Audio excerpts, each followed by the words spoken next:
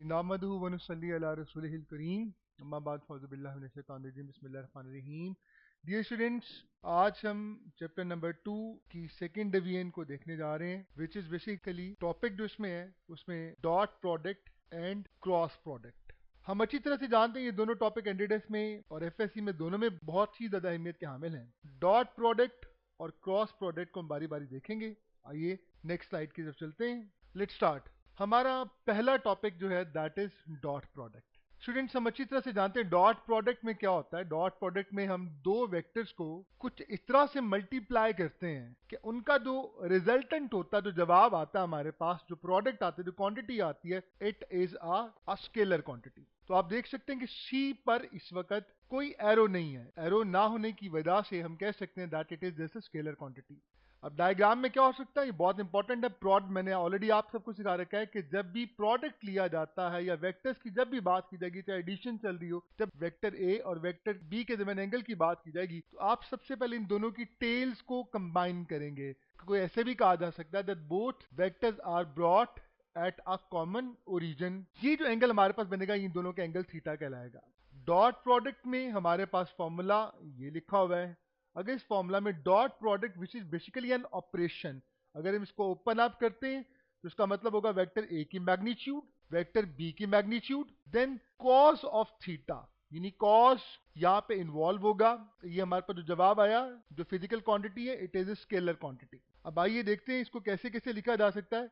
हमारे पास जो स्केलर आया है डॉट प्रोडक्ट में, it can be written like, अगर मैं ए वेक्टर ए की मैग्नीट्यूड को बाहर लिख दूं, राइट डाउन कर दूं, तो आप देख सकते हैं कि ब्रैकेट में मैंने लिखा B cos of theta. Now what is this B cos of theta? This is what, diagram पे आते हैं। ये वेक्टर बी है, ये वेक्टर ए है, ये इनका एंगल थीटा है।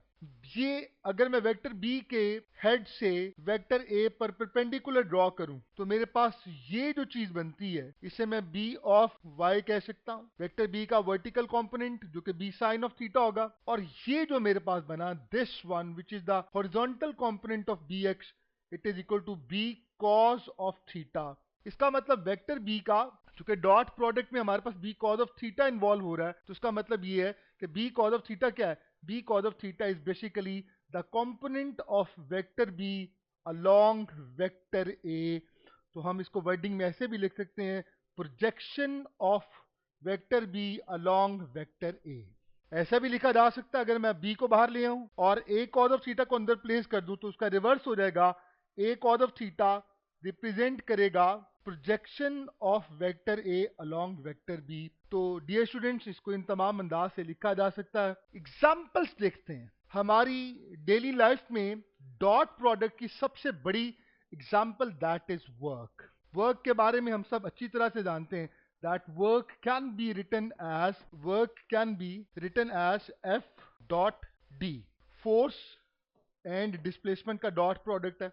Work it means a scalar quantity. इसके अलावा पावर को भी हम लिख सकते हैं P is equal to F dot V।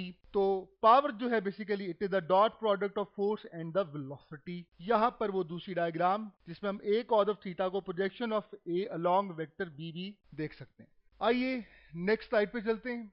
Dot product की, जिसे स्केलर प्रोडक्ट भी कहा जाता है, इसकी कुछ कैरेक्टरिस्टिक्स की बात कर लेते हैं, क्योंकि कैंडिडेट्स में कैरेक्टरिस्टिक्स से ज्यादा क्वेश्चन आते हैं। सबसे इंपॉर्टेंट बात, the dot product obeys commutative law, means by nature it is commutative, which means what, that A dot B is always equal to B dot A। इसका मतलब ये कि अगर आप प्रोडक्ट के सीक्वेंस को चेंज कर देंगे तो याद रखिएगा, सीक्वेंस चेंज भी कर देंगे, जवाब पे कोई फर्क नहीं पड़ेगा। बड़ा इंपॉर्टेंट नुक्ता यहां पर ये है कि यहां पर हमारे पास A डॉट B, सपोज करें इसको मैं C का नाम दे देता हूं, और B डॉट A को अगर मैं C प्राइम का नाम दूं, तो बताइए ये कौन सी क्वांटिटी है? आप जानते हैं dot product always results into a scalar quantity. ये कौन सी क्वांटिटी है? हम ये जानते हैं dot product always result in scalar quantity. तो ये दोनों स्केलर्स हैं और स्केलर्स की कोई डायरेक्शन नहीं होती है। ये दोनों स्केलर्स हूबहू सेम है, क्योंकि सिर्फ मैग्नीट्यूड है। इक्वल का मतलब कि मैग्नीट्यूड दोनों की सेम है, इसका मतलब the both are representing the same physical quantity.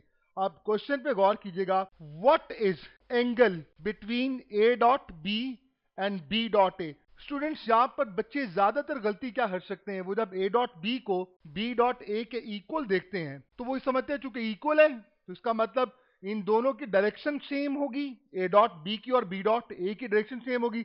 वो फौरन जाकर अल्फा को सिलेक्ट कर लेते हैं 0 डिग्री को।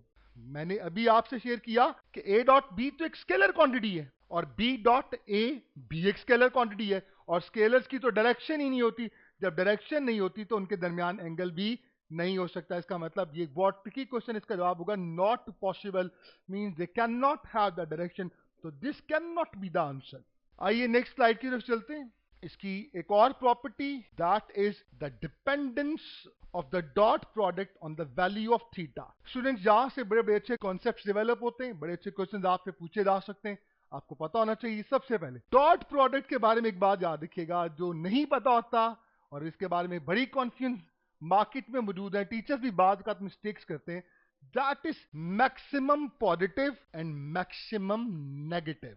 कब ये मैक्सिमम पॉजिटिव हो सकता है? एक बात याद रखिएगा, अगर मेरे पास एंगल दो वेक्टर्स का 0 है, इसका मतलब this is vector A, this is vector B, you could see that they are parallel to each other. अगर ये दोनों आपस में पैरेलल हैं तो इनका एंगल लाजिमन 0 होगा। मैं ट्रिग्नोमेट्रिक इनका डॉट प्रोडक्ट जब लिया जाएगा तो ए बी कॉज ऑफ 0, याद रखिएगा कॉस 0 पर 1 देता है। जब 1 आंसर आएगा तो हमारे पास सिर्फ रह जाएगा A B which is equal to positive maximum. तो पता ये चला कि जब भी दो वेक्टर्स आपस में पैरेलल होंगे उनके दरमियान एंगल 0 होगा, तो उनका dot product will give you a maximum positive answer. इसकी छोटी सी एग्जांपल देखते हैं, वर्क के अकॉर्डिंगली देखते हैं। सपोज करें वर्क हमारे पास है F D cause of theta. Suppose करें फोर्स हमारे पास थी 10 न्यूटन, डिस्प्लेसमेंट हमारे पास थी 2 मीटर, और इन दोनों का एंगल जो था इट वाज 0 डिग्री। तो जब मैं डॉट प्रोडक्ट लूंगा तो मेरे पास आंसर क्या आएगा, 10 इंटू 2 कॉज ऑफ 0 1 होता है, it will give me 20 of joule. So याद रखिएगा ये इस फोर्स के लिए और इस डिस्प्लेसमेंट के लिए 0 डिग्री पर इसका मैक्सिमम आंसर होगा। इससे बड़ा आंसर नहीं हो सकता अगर फोर्स यही हो और डिस्प्लेसमेंट यही हो। तो 0 के लिए इसको पॉजिटिव मैक्सिमम का नाम हम दे सकते हैं, we can call it positive maximum. अब साथ ही मैं नेगेटिव मैक्सिमम की बात करना चाहूंगा, क्योंकि अक्सर ये मिसकॉन्सेप्शन है कि नेगेटिव वर्क छोटा होता है पॉजिटिव वर्क से। ये बिल्कुल गलत कॉन्सेप्ट है। याद रखिएगा वर्क के साथ प्लस या माइनस हरगिज ये शो नहीं करता कि पॉजिटिव वर्क बड़ा है और नेगेटिव वर्क छोटा। कुछ एग्जांपल्स भी देखेंगे। सबसे पहली बात, अगर हमारे पास दो वेक्टर्स हैं which are making angle of 180 degree, means they are anti parallel to each other, तो याद रखिएगा जब आप यहाँ पे वैल्यूज को प्लेस करेंगे, cos ऑफ 180 हमारे पास आएगा -1, ये हमें क्या देगा, it will give us negative maximum. ये हमें नेगेटिव मैक्सिमम देगा। वही हम एग्जाम्पल कोट कर लेते हैं कि अगर वही सारी वैल्यूज फोर्स की हों, यानी फोर्स हमारे पास 10 हो, डिस्प्लेसमेंट हमारे पास 2 हो और cos ऑफ 180 से हमारे पास -1 आ जाए, तो जवाब हमारे पास आएगा -20 ऑफ जूल। अब मेरा सवाल आपसे ये है, बताइए -20 जूल बड़ा वर्क है या +20 जूल बड़ा वर्क है? याद रखिएगा ये दोनों वर्क एग्जैक्टली सेम है, इनमें से कोई वर्क बड़ा या छोटा नहीं है। Last but not the least minimum पर जाते हैं। मिनिमम वर्क, याद रखिएगा अगर फोर्स और डिस्प्लेसमेंट या वेक्टर ए और बी आपस में म्यूचुअली परपेंडिकुलर हो जाएं तो cos ऑफ 90 के लिए तो हमारे पास वैल्यू आएगी वो 0 होगी, और 0 ही मिनिमम वर्क है। तो वर्क मिनिमम तब होगा जब कोई वर्क नहीं होगा। क्वेश्चन देखते हैं, विच of the following work is greater. देखें अभी मैंने आपको सिखाया विच of the following work is greater, कि एक मिसकॉन्सेप्शन है मार्केट में मौजूद है, टीचर्स भी बात कर इसको कोट कर जाते हैं। देखिए अल्फा कहते हैं कौन सा वर्क बड़ा, पहला लिखा हुआ +100 जूल अल्फा, बीटा लिखा हुआ -1000 जूल, चार्ली लिखा हुआ -100 जूल। हमने सबसे बड़ा वर्क निकालना है। तो याद रखिएगा जब भी वर्क की बात की जाती है बड़ा वर्क कौन सा है, तो आप कभी साइन को नहीं देखते, आप सिर्फ ये देखते हो कि वैल्यू कौन सी बड़ी है। तो इसका मतलब यहाँ पे बेस्ट ऑप्शन हमारे पास आती है -1000 joule. So this is the biggest work. Next slide की तरफ चलते हैं, कुछ प्रैक्टिस करते हैं, कुछ और एंगल्स के हवाले से कुछ इंपॉर्टेंट चीजें। At which of the following angles dot product reduces to half of its maximum value, कि डॉट प्रोडक्ट अपने मैक्सिमम का हाफ कब होगा, किस एंगल के लिए। देखिए ये बात तो बड़ी क्लियर होगी कि अगर हमारे पास C एक स्केलर क्वांटिटी है which is produced by the dot product of vector A and vector B, then we know that this relation is equal to A B cos of theta. अब cos theta 0 के लिए maximum value देता है, 1 maximum. और maximum work क्या हो सकता है, हमारे पास जो मैक्सिमम वर्क हो सकता है दैट इज AB। हम ये जानना चाह रहे हैं कि इनमें से कौन से एंगल ऐसा है 45, 60, 30 डिग्री या 90 डिग्री जिनके लिए वर्क अपने मैक्सिमम यानी ए बी का हाफ रह जाएगा। अब ए बी का हाफ रहने का मतलब है यहाँ पे ए बी ओवर 2 आना चाहिए। तो हम अच्छी तरह से जानते हैं कि cos of theta, cos trigonometric ratio किस वैल्यू ऑफ एंगल थीटा के लिए हाफ देगी, that is equal to 60 degree. ये बहुत इंपॉर्टेंट पॉइंट है, इसका मतलब हमारे पास बेस्ट ऑप्शन बन जाएगी, that is the Charlie one. So you must remember students कि ऐसे क्वेश्चन पेपर में बहुत दफा आ चुके हैं। आपको जुबानी याद रखना है कि डॉट प्रोडक्ट 60 डिग्री पर अपने मैक्सिमम का हाफ देता है। Eight which of the following angles, next question देखते हैं, eight which of the following angles dot product becomes √3/2। ले स्टूडेंट डायरेक्टली कर सकते हैं, cos किस एंगल के लिए √3/2 देगा, तो वो दैट इज 30 डिग्री। तो एक बहुत आसान सा क्वेश्चन था, लेकिन प्रैक्टिस के लिए बहुत इंपॉर्टेंट, इसको आप जुबानी याद रख लें। Consider the figure. अब ये एक बहुत ही अहम सवाल आ गया। कंसिडर द फिगर, एक डायग्राम हमें दिखाई गई है जिसमें वेक्टर ए और वेक्टर बी हमें शो किए गए हैं। अब मजे की बात ये कि यहाँ पे जो एंगल थीटा दिखाया गया है, it is not the actual angle which normally is over there between vector A and vector B, बल्कि ये तो बाहर वाला एंगल है। अब कहता क्या है देखते हैं, and select eight which value of theta. इसका मतलब हमने इस एंगल की बात करनी है, इस एंगल की क्या वैल्यू होनी चाहिए, what should be it's value, इसकी क्या वैल्यू होनी चाहिए कि डॉट प्रोडक्ट बिकम्स मैक्सिमम हो जाए। तो स्टूडेंट्स इसकी बहुत सारी टेक्निक्स हैं, मैं सिंपल सी बात बताऊंगा। देखिए डॉट प्रोडक्ट वेक्टर ए और वेक्टर बी के दरमियान इस एंगल पर डिपेंड कर रहा है। अगर इस एंगल पर डिपेंड करे तो ये एंगल इस वक्त क्या है, that is basically 90 minus theta. इसके पेश नजर अगर मैं अब डॉट प्रोडक्ट का फॉर्मूला डेवलप करूं, that is equal to A B cos of 90 minus theta. Trigonometric ratio 90 में से थीटा माइनस हुआ तो हम सब जानते हैं कि ए बी कॉस कन्वर्ट हो जाएगा साइन ऑफ थीटा में। इसका मतलब यहां तो देखा जाए तो फॉर्मूला ही चेंज हो गया। अब अगर ट्रिग्नोमेट्रिक रेशियो की बात की जाए तो ये ट्रिग्नोमेट्रिक रेशियो हमारे पास इस वक्त है that is sine of theta, और साइन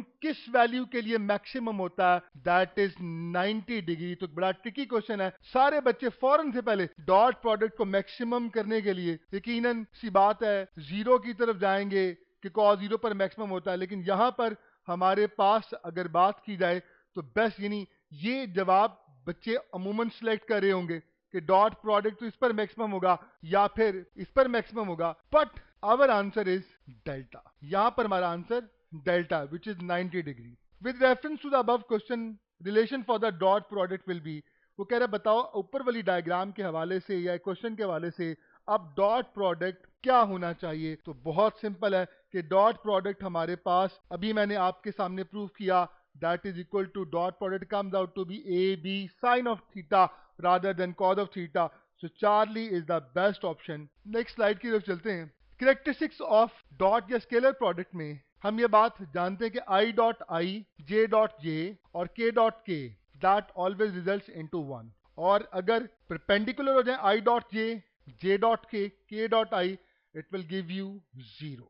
इसी तरह से अगर हमारे पास vector A AXI plus AYJ plus AZK हो और बी हमारे पास हो B X I plus B Y J plus B Z K, तो अगर इनका डॉट प्रोडक्ट लिया जाए तो हम प्रूव कर सकते हैं that is equal to A x B x plus A y B y plus A z B z. Well let's move forward to our next topic which is vector और cross product. Students हम अच्छी तरह से जानते हैं कि vectors को multiply किया जाए तो ऐसा भी मुमकिन है कि मैं वेक्टर ए को वेक्टर बी के साथ कुछ इस तरह से मल्टीप्लाई करूं कि मेरे पास जो जवाब है फिजिकल क्वांटिटी जो पैदा हो, जो जन्म ले, that is basically that may be a vector quantity like this C. C is a vector quantity. तो क्रॉस प्रोडक्ट एक वेक्टर्स, दो वेक्टर्स मल्टीप्लाई होंगे, हमारे पास जो जवाब आएगा वो एक वेक्टर क्वांटिटी होगी। इसकी एग्जांपल की तरफ चलते हैं। इसकी बेस्ट एग्जांपल हम सब जानते हैं, torque which is equal to the cross product of the position vector and the force applied on a body. Torque is the turning effect of the force, which is the best example. अब generally अगर बात की जाए तो formula क्या बनेगा? अगर मैं इसको ओपन अप करता हूं तो याद रखिएगा वेक्टर जो C हमारे पास आएगा, क्रॉस प्रोडक्ट है वेक्टर A और वेक्टर B का, then we will get here the magnitude of vector A, the magnitude of vector B and sine of theta. यहां तक तो आपके पास वेक्टर C जो है इसकी मैग्नीट्यूड है। This represents the magnitude of vector C। Then what is this? ये क्या चीज है? This basically represents the direction of vector C, means unit vector. ये इसका यूनिट वेक्टर कहलाएगा, तो इसकी डायरेक्शन को रिप्रेजेंट करेगा। स्टूडेंट्स, ये हमारे पास दो वेक्टर्स आ गए, वेक्टर A, वेक्टर B। ज़ाहिर है यहाँ पर हम, चूंकि आप देख सकते हैं कि हमारे पास ट्रिग्नोमेट्रिक रेशियो जो इन्वॉल्व है वो साइन ऑफ थीटा, तो हम वेक्टर B का वो कंपोनेंट कंसीडर करेंगे which is basically perpendicular to the vector A। These two are basically multiplied, so this represents magnitude of the vector C। हम इसकी बात कर रहे हैं, ये पूरा का पूरा जो हमारे पास आता है। अच्छा जी, इंपॉर्टेंट पॉइंट, बहुत ही अहम नुक्ता तो आप सब ने हमेशा याद रखना है। देखिए, अगर हमारे पास वेक्टर A सपोज करें अलोंग x एक्सिस हो और vector B along y axis हो, तो हमारे दिल में ये ख्याल आता है कि यार आखिर वेक्टर C की डायरेक्शन क्या होगी? तो याद रखिएगा वेक्टर C की डायरेक्शन बताएगा ये n unit vector, which is always, बहुत इंपॉर्टेंट है, always perpendicular to vector A to vector B। यानी ये वेक्टर A पर भी परपेंडिकुलर होगा, वेक्टर B पर भी परपेंडिकुलर होगा, और वेक्टर A और वेक्टर B जिस प्लेन में लाई कर रहे होंगे, यानी यहां पर अगर मैं बात करूं तो यहां पर वो जिस प्लेन में लाई कर रहे हैं that is basically XY plane, वो XY प्लेन बनता है। XY प्लेन पर परपेंडिकुलर होगा, ये बहुत इंपॉर्टेंट पॉइंट है। बताइए XY प्लेन पर कौन सा एक्सिस परपेंडिकुलर है? Then obviously that is Z axis, which shows that हमारे पास जो जवाब आएगा जो वेक्टर C होगा, it had to be along positive Z axis और negative Z axis। नेक्स्ट पे चलते हैं, आइए इसकी कुछ प्रैक्टिस कर लेते हैं। अभी मैंने आपसे शेयर किया, if vector C is equal to the cross product of vector A and vector B, the vector C must have a unit vector of the following options. देखिए बड़ी सिंपल सी बात है, वेक्टर C का unit vector उसी direction में होगा जिस direction में वेक्टर C होगा, और वेक्टर C वेक्टर A पर भी परपेंडिकुलर होगा, वेक्टर B पर भी परपेंडिकुलर होगा, और इन दोनों के प्लेन पर भी परपेंडिकुलर होगा। अब मुझे ये बताया गया कि वेक्टर A जो है वो अलोंग x एक्सिस है, vector B along y axis है, तो बताइए C क्या होगा? तो यही से हम आसानी से गैस कर सकते हैं कि I तो वो हो नहीं सकता, क्योंकि I तो x एक्सिस के अलोंग है, J भी नहीं हो सकता, then it must be K और minus K। So this is the best option. इस हवाले से हमने ऑलरेडी देखा, इसकी प्रैक्टिस भी की। लेकिन जी कैरेक्टरिस्टिक्स के हवाले से बात कर लेते हैं। डॉट प्रोडक्ट में हमने देखा था कि A dot B was equal to B dot A, commutative nature. Cross product बिल्कुल इसके ऑपोजिट है, it does not obey commutative law, इसकी नेचर कम्यूटेटिव नहीं होती है, which means A cross B can never be equal to B cross A। अगर मुझे A cross B और B क्रॉस A को देखना हो तो आइए देखते हैं। अगर मुझे A क्रॉस B और B क्रॉस A को देखना हो तो मैं देख सकता हूं, ये मेरे पास वेक्टर इस डायग्राम में आते हैं, वेक्टर A है, ये वेक्टर B है। हम राइट हैंड रूल यूज करते हैं, जब मैं A क्रॉस B की बात करूंगा तो मैं A से B की तरफ स्मॉलेस्ट पॉसिबल एंगल में जाऊंगा, और when I will turn the fingers of my right hand from vector A to vector B, तो मेरा थंब अपवर्ड डायरेक्शन में इंडिकेशन शो करेगा, जिससे पता चला कि A cross B is in upward direction. और अगर मैं इसका रिवर्स करूं और B क्रॉस A की बात करूं, B से A की तरफ आऊं, तो my thumb will point out in downward direction, which means B cross A is in downward direction. अब बच्चों A क्रॉस B में और B क्रॉस A में क्या फर्क है? देखिए, अगर गौर करें तो इन दोनों का एंगल बनता है 180 degree, which means that in दोनों की मैग्नीट्यूड सेम है मगर इन दोनों की डायरेक्शन ऑपोजिट है, इसीलिए ये बराबर नहीं हो सकते। देखिए हटा ऑलरेडी हम पढ़ चुके हैं। देखिए ये सपोज करता हूं that this represents a vector C and this represents a vector D. तो बच्चों मुझे एक बात बताओ, दो वेक्टर्स कब इक्वल होते हैं? क्या ये दोनों इक्वल हो सकते हैं? जी नहीं, ये इक्वल नहीं हो सकते। क्यों? इसलिए because they are not in same direction. इनकी डायरेक्शन सेम नहीं है। डायरेक्शन क्या है? ऑपोजिट है। तो बच्चों मुझे बताओ, अगर मैं वेक्टर ए क्रॉस बी को ऐसे लिखूं is equal to minus B cross A, तो क्या होगा बच्चों? होगा ये कि इस माइनस की वजह से बी क्रॉस ए की जो डायरेक्शन होगी वो रिवर्स हो जाएगी। जब डायरेक्शन रिवर्स हो जाएगी तो वो उसी डायरेक्शन में आ जाएगा जिस डायरेक्शन में ए क्रॉस बी है। इसका मतलब अगर मैं इसके साथ माइनस लगा दूंगा तो याद रखिएगा ये रिवर्स हो जाएगा, फिर ये अपर डायरेक्शन में आ जाएगा और माइनस बी क्रॉस ए यहां पर हमारे पास आ सकता है। और यहां से पता चला कि ए क्रॉस बी और माइनस बी क्रॉस ए ये equal vectors and they are in the same direction. अब क्वेश्चन की तरफ चलते हैं। The angle between A cross B and minus B cross A. बच्चे क्या करते हैं, जो ही वो माइनस का साइन देखते हैं तो उनके ज़हन में सबसे पहले 180 डिग्री का जवाब आता है, फौरन से पहले इसी ऑप्शन को सिलेक्ट कर लेते हैं। बेटा अभी मैंने प्रूव किया कि A cross B is equal to minus B cross A, दोनों की डायरेक्शन बिल्कुल सेम है। तो पता ये चला कि यहां पे बेस्ट आंसर हमारे पास चार्ली होगा। This is wrong and this is the best option. So very tricky question, बहुत इंपॉर्टेंट है। Clear that A cross B is anti parallel to B cross A. ये तो एंटी पैरेलल है, इनका angle कितना बनता है अभी हमने देख लिया 180 degree. So minus B cross A, जब मैं इसके साथ माइनस लगा दूंगा तो ये इसकी डायरेक्शन रिवर्स हो जाएगी और फिर ये अलोंग द सेम डायरेक्शन हो जाएगा, पैरेलल हो जाएगा to vector A cross B. ये मैक्सिमम प्रैक्टिस हमने की, देखा कि कैसे कैसे क्वेश्चन आ सकते हैं इसमें से। नेक्स्ट पे चलते हैं, dependence upon theta. Cross product theta पर कैसे डिपेंड करता? मैक्सिमम और मिनिमम की बात करेंगे यहां पर। क्रॉस प्रोडक्ट में ट्रिग्नोमेट्रिक रेशियो साइन इन्वॉल्व होती है, साइन 90 के लिए मैक्सिमम देता, तो हमारे पास जवाब आएगा A B. N unit vector that will give you maximum. Student यहां पे एक बड़ा इंपॉर्टेंट पॉइंट मैं आपसे शेयर करना चाहता हूं। सपोज करें ये वेक्टर ए है और दिस इज वेक्टर बी।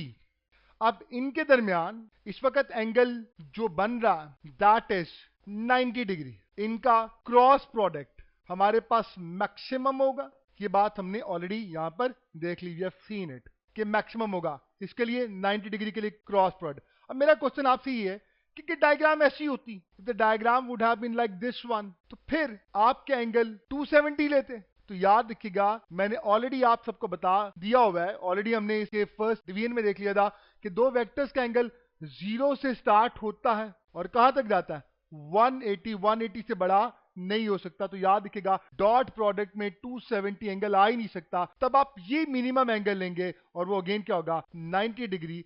इस पूरी प्रैक्टिस को आपको करवाने का बुनियादी मेरा जो मकसद था दैट वाज कि 90 डिग्री ही पर हमारे पास क्रॉस प्रोडक्ट मैक्सिमम होगा, 270 वहां पे एग्जिस्ट नहीं कर सकता। मिनिमम पर जाते हैं, साइन किसके लिए 0 देता, तो साइन 0 डिग्री पर भी साइन 0 भी 0 होता है और साइन 180 भी 0 होता है। तो यहां पर जो ही आप इनमें से कोई एक वैल्यू पुट करेंगे जवाब। अब बड़ा इंपॉर्टेंट पॉइंट देखिए, बाय डेफिनेशन क्रॉस प्रोडक्ट ने एक वेक्टर को पैदा करना है और हम ये बात जानते हैं कि इसका जवाब 0 अब नहीं लिख सकते, क्योंकि अगर मैं इसको 0 लिखूंगा, 0 एक स्केलर क्वांटिटी है। इसलिए याद रखिएगा क्रॉस प्रोडक्ट जब भी वैनिश होगा, खत्म होगा 0 या 180 डिग्री के लिए, तो उसका जवाब कभी 0 नहीं आएगा।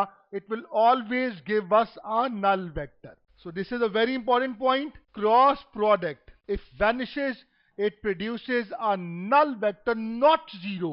You can never say that it can produce a 0. आइए इसी के हवाले से बड़ा इंपॉर्टेंट क्वेश्चन देखें। I dot j plus k cross k। देखिए I dot j हमारे पास क्या आएगा, दैट इज इक्वल टू 0, क्योंकि बाय डेफिनेशन डॉट प्रोडक्ट जो होता है वो हमारे पास एक स्केलर क्वांटिटी प्रोड्यूस करता, और k क्रॉस k हमारे पास देगा that will give us a null vector। तो बताइए इसका जवाब क्या हो सकता है। देखें 0 एक स्केलर क्वांटिटी है और नल वेक्टर एक वेक्टर क्वांटिटी है। क्या हम इन्हें ऐड कर सकते हैं?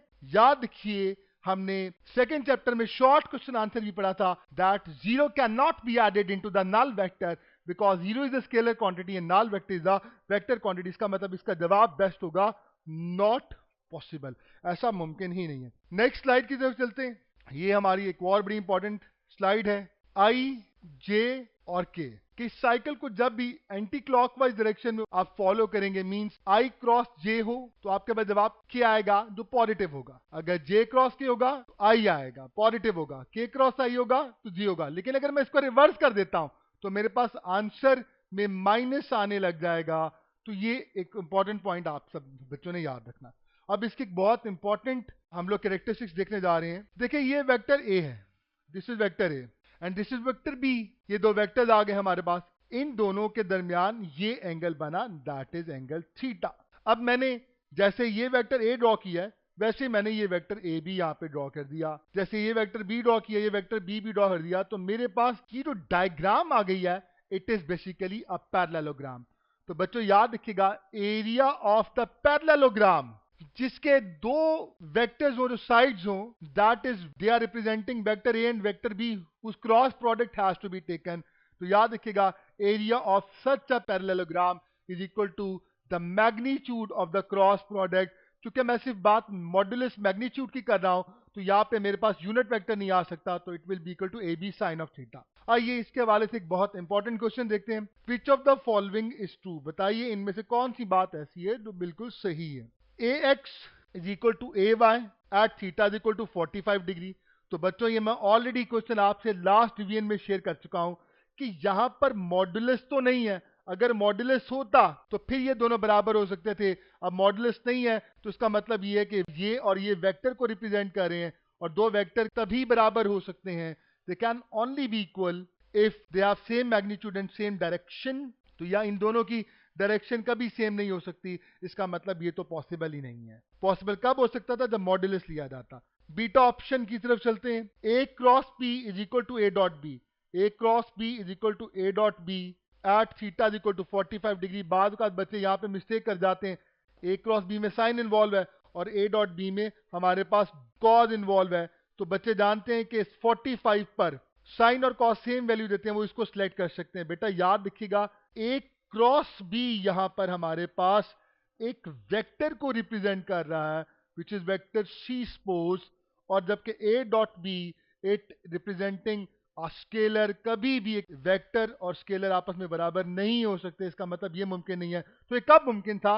अगर यहां पर मॉडुलस बना होता, अगर यहाँ पे मॉडुलस होता, यानी ए क्रॉस बी की मैग्नीट्यूड की बात करता, तो यहाँ पे आपके दिल में ये बात आएगी कि यार इसका मतलब ए क्रॉस बी बराबर हो सकता है ए डॉट बी के। बिल्कुल हो सकता है। कब? अगर एंगल कितना 45 डिग्री। यहां तक तो ठीक है, लेकिन बच्चों एक बात याद रखिएगा, ये जो दरमियान में हमारे पास आ गया एरिया ऑफ पैरेललोग्राम, तो याद रखिएगा डॉट प्रोडक्ट में कभी पैरेललोग्राम बन ही नहीं सकती। तो पता ये चला कि A cross B modulus A dot B के बराबर तो हो सकता था 45 डिग्री पर, मगर सिर्फ इस एक चीज ने दरमियान में आके सारा मसला खराब कर दिया। कभी भी डॉट प्रोडक्ट में आप एरिया ऑब्टेन नहीं कर सकते। तो हमारे पास कौन सा इसमें ट्रू है? इनमें से कोई चीज भी सही नहीं है। Students, wish you best of luck. So this was the second division from the chapter number 2, which was comprising of dot product and the cross product. I hope you people have done well. इसकी मजीद practice के लिए आप हमारी practice book है, उसमें ये division के बहुत सारे क्वेश्चंस और भी मौजूद हैं। काइंडली आप वहाँ पे जाइए and do maximum practice. Wish you best of luck.